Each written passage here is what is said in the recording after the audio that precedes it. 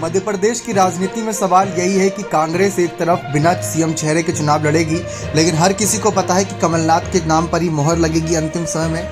लेकिन दूसरी तरफ बीजेपी में काफ़ी असमंजस की स्थिति है, काफ़ी गुटबाजी देखने को मिल रही है। इन सब के बीच शुरुआती 2 लिस्ट में सिंधिया और शिवराज का नाम ना होना सभी के लिए सवाल खड़े कर रहा है कि क्या इनको नाम आगे बढ़ाया भी जाएगा, क्या इनको सीएम पद की दावेदारी दी भी जाएगी या फिर इनको नहीं दी जाएगी। चर्चा इस बात की बहुत ज़्यादा हो रही है क्योंकि अभी तक देखा जाए तो बीजेपी की लिस्ट पर ही सबकी नजरें थी। केंद्रीय मंत्रियों को उतारा गया, सांसदों को उतारा गया, इतने बड़े बड़े चेहरों को उतारा गया। तो क्या बीजेपी इस बार एंटी इनकम्बेंसी से बचने के लिए कोई बड़ा खेल करने वाली है? जैसा कि आप जानते हैं, अभी हाल ही में बीजेपी को ताजा घाव लगे थे कर्नाटक चुनाव हार के बाद। वहां पर भी दल बदल हुआ, दल बदल नेताओं को ज्यादा जिम्मेदारी देना बीजेपी को भारी पड़ा। कांग्रेस को जीत मिली थी वहां पर, तो वही हालात यहां पर मध्य प्रदेश में न बन जाए, इसी वजह से अभी तक सिंधिया को दूर रखा गया है चुनावी लिस्ट से। लेकिन कहा जा रहा है कि सिंधिया को उतारा जा सकता है, लेकिन ये सब कुछ बीजेपी के फैसले पर निर्भर करता है। शिवराज सिंह चौहान का नाम भी लिस्ट में ना आना कई सवाल खड़े कर रहा है कि क्या बीजेपी इन्हें आगे बढ़ाना चाहेगी या नहीं। वैसे तो बीजेपी इनको आगे बढ़ाए या ना बढ़ाए बात की बात है, लेकिन इनके द्वारा कुछ लाई गई नीतियों को बीजेपी जैसे लाडली बहन योजना को सबको आगे बढ़ा रही है। और खुद शिवराज सिंह चौहान भी यही कह रहे हैं कि कल को अगर मैं चला जाऊंगा तो सारी बहनें मुझे याद करेंगी। तो ये एक अब काफ़ी ज़्यादा मामला तूल पकड़ता है कि आखिर सीएम चेहरा कौन होगा।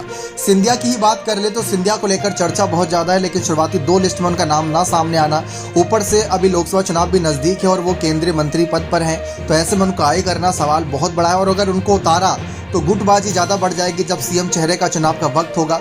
बीजेपी भी यहाँ पर काफ़ी फूक कर कदम रख रही है, इतने बड़े बड़े चेहरों को उतारना। और शुरुआती 2 लिस्ट देखने के बाद कांग्रेस के नेताओं ने कहा कि बीजेपी ने लग रहा है अपनी हार मान ली। इसी वजह से अब वे ऐसे नेताओं को उतार रही है जिनको अभी तक सांसद या फिर मंत्री पदों के लिए आगे बढ़ाया जाता था। तो ये बातें अब कांग्रेस भी तंज कस रही है, लेकिन सिंधिया को आगे बढ़ाना बीजेपी के लिए थोड़ी मुसीबत खड़ी कर सकता है। जैसे कि मान लीजिए कि अगर सिंधिया को आगे बढ़ाया गया, शिवराज को भी आगे बढ़ाया गया, केंद्रीय मंत्री तोमर भी आगे हैं, तो ये सब कहीं ना कहीं गुटबाजी का शिकार होंगे, क्योंकि हर किसी का अपना अपना एक नेताओं का समर्थन का गुट है। भले ही बीजेपी के साथ सब जुड़े हो, लेकिन हर कोई गुट बन जाता है, आप भी भली बात ही जानते हैं। तो जब बात आएगी चुनाव की सीएम चेहरे की, तो सब कहीं ना कहीं आपस में ही आगे बढ़ेंगे। लेकिन जैसा कि मध्य प्रदेश में अभी तक नजर आया है, मध्य प्रदेश मांगे मोदी सरकार, यही बात अभी तक उठाई जा रही है, यानी कि पीएम मोदी के नाम को आगे किया जा रहा है। और एंटी इनकम्बेंसी भी, यानी कि बार बार एक ही चेहरे को उतारना भारी भी पड़ सकता है, और पिछली बार भारी पड़ा था। पिछली बार कांग्रेस को बहुत अच्छी सीटों का फायदा हुआ था और बीजेपी को नुकसान हुआ था। तो वही नुकसान के खेल से बचने के लिए बीजेपी इस बार कोई बड़ा खेल कर सकती है। बने रहे चैनल के साथ, बहुत बहुत धन्यवाद।